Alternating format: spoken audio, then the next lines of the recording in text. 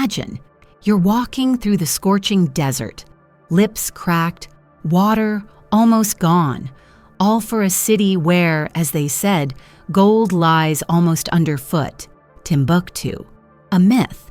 Or was there really a place where salt was once exchanged for gold almost kilogram for kilogram? Why did European travelers risk death for this place? And why did camel caravans stretch for weeks through hellish heat? How much real wealth was hidden in its chests and libraries? And where did it go? Have beautiful legends deceived us? Or did we simply arrive too late? Now I'll show you what's usually hidden in footnotes. Figures, chronicles, merchant greed, and one unexpected twist that keeps the myth of the City of Gold alive to this day. Don't change the channel, next will be something that breaks the school picture of history. Want to know where the gold disappeared? Let's go. Timbuktu. The very name sounds like an incantation, like the whisper of wind over the Sahara dunes. For medieval Europeans, this wasn't just a city. It was a dream, a fairy tale, an almost unattainable mirage. But where did this legend come from? When exactly did Timbuktu emerge? Historians say the city was founded by Tuaregs around the year 1130 of our era as a seasonal camp. Can you imagine? What later became a symbol of immeasurable wealth began as a simple nomadic stop by a well. The well, by the way, was guarded by a woman named Buktu, hence the name Timbuktu, which in the Tuareg language means Buktu's well, from a modest well to a legendary city of gold. Now that's what I call career growth. But what transformed an ordinary oasis into a center of attraction for all of West Africa? The answer is both simple and complex: geography. Timbuktu was located in a unique place, just 12 kilometers from the Niger River, at the very edge of the Sahara. Imagine a crossroads where two worlds meet. From the north, the endless sands of the desert, from the south, fertile lands and waterways. It's like building a shopping mall on the only road between two huge cities. Success was practically guaranteed. By the 13th century, Timbuktu had already become a key point in trans-Saharan trade. Here, caravans from the north, loaded with salt, copper, and fabrics, met traders from the south, bringing gold, ivory, and slaves. But the main commodity that made Timbuktu legendary was, of course, gold. It came from the rich deposits of Bambouk and Bure, located further south in the upper Niger. And here's where it gets interesting: the price relationship between salt and gold. Have you ever wondered why we say worth its weight in gold? In Timbuktu, this phrase took on a literal meaning.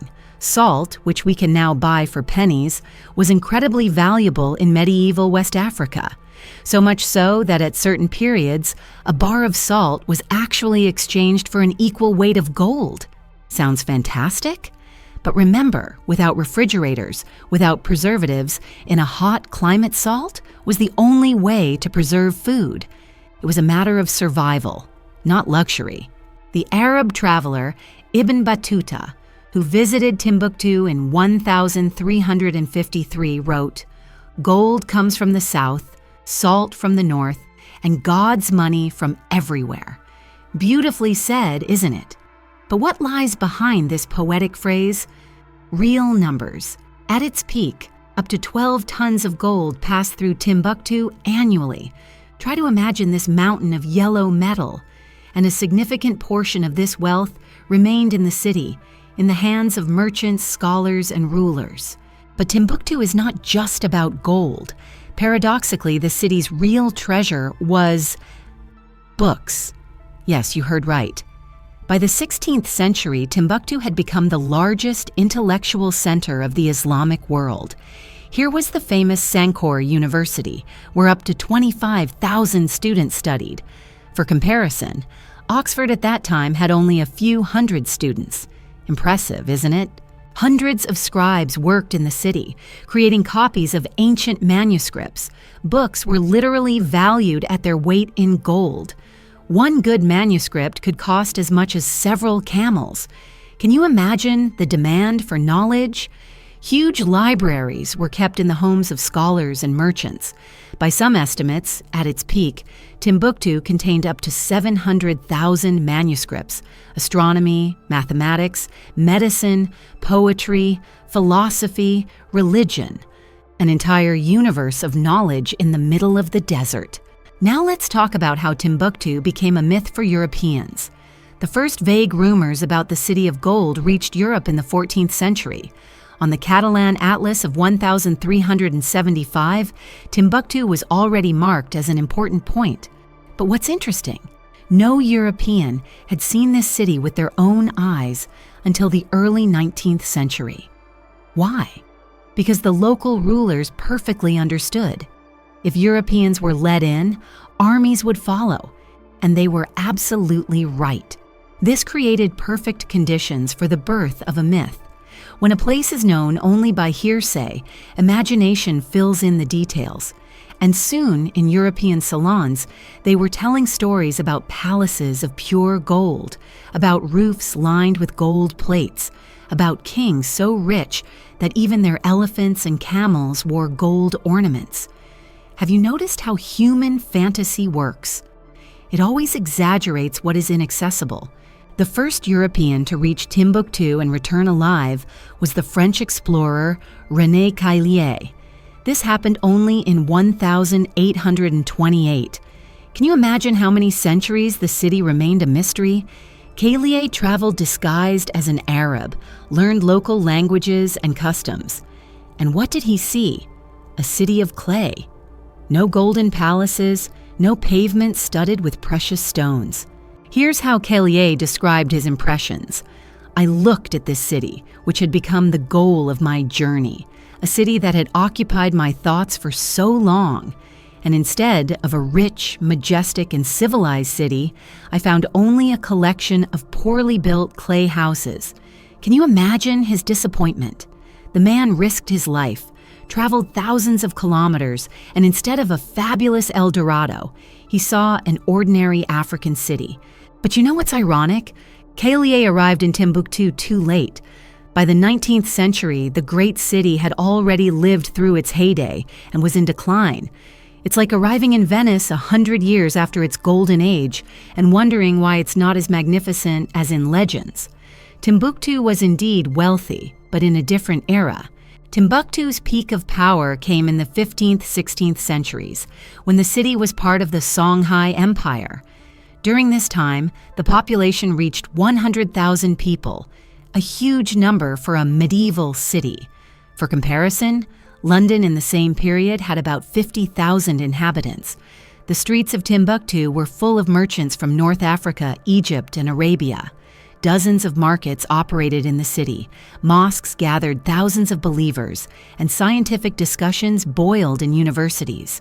So what happened? Why did Timbuktu decline? Here we come to a turning point in history, an event that changed the fate of not only the city, but all of West Africa. In 1591, the Moroccan army under the command of Pasha Judar crossed the Sahara and defeated the forces of the Songhai Empire. Timbuktu was captured, plundered, and subjugated by the Moroccans. Imagine 4,000 soldiers with muskets against a traditional African army with spears and bows. This was one of the first demonstrations of how firearms changed the balance of power in the world. Technological superiority decided the outcome of the battle in a matter of hours. Sounds familiar, doesn't it? History often repeats itself.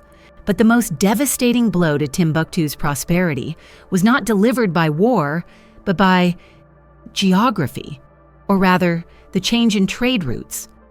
With the development of navigation in the 16th, 17th centuries, trans-Saharan trade began to lose its importance. Why risk your life in the desert when you can deliver goods by sea? Gold, ivory, slaves.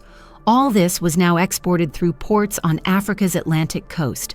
Timbuktu, once a key trade hub, found itself away from the new routes.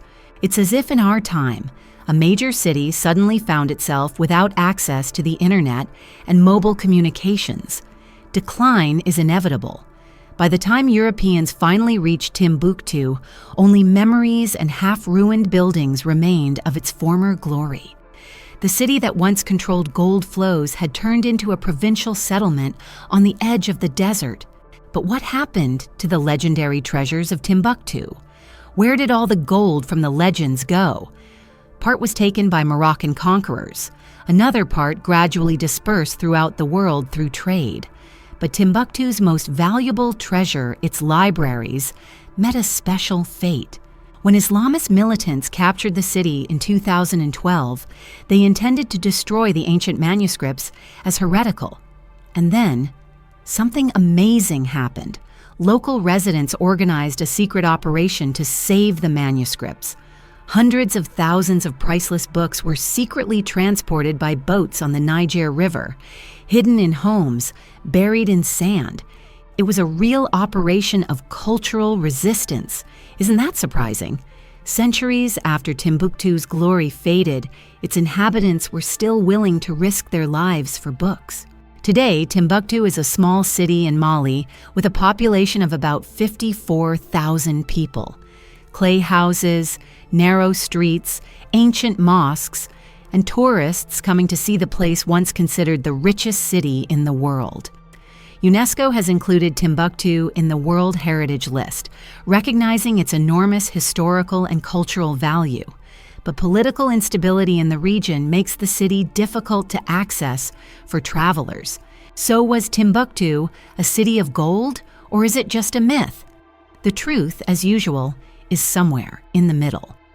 Timbuktu was indeed an incredibly wealthy city, but not in the fairy tale sense that European imagination portrayed. Its wealth lay not so much in golden palaces as in control over trade routes, in intellectual influence, in cultural significance. It was, if you will, the medieval equivalent of a modern financial and educational center. And you know what's most surprising? The legend of Timbuktu lives on. Even now, when we can virtually walk through its streets via Google Maps, the city continues to be shrouded in an aura of mystery. The expression "as far away as Timbuktu" is used in many languages to denote something incredibly remote, almost unattainable. The city has become a metaphor, a symbol, and that is perhaps the most enduring wealth that can ever be. What can we take from the history of Timbuktu today? Perhaps the main lesson is that even the greatest centers of civilization can decline if external conditions change.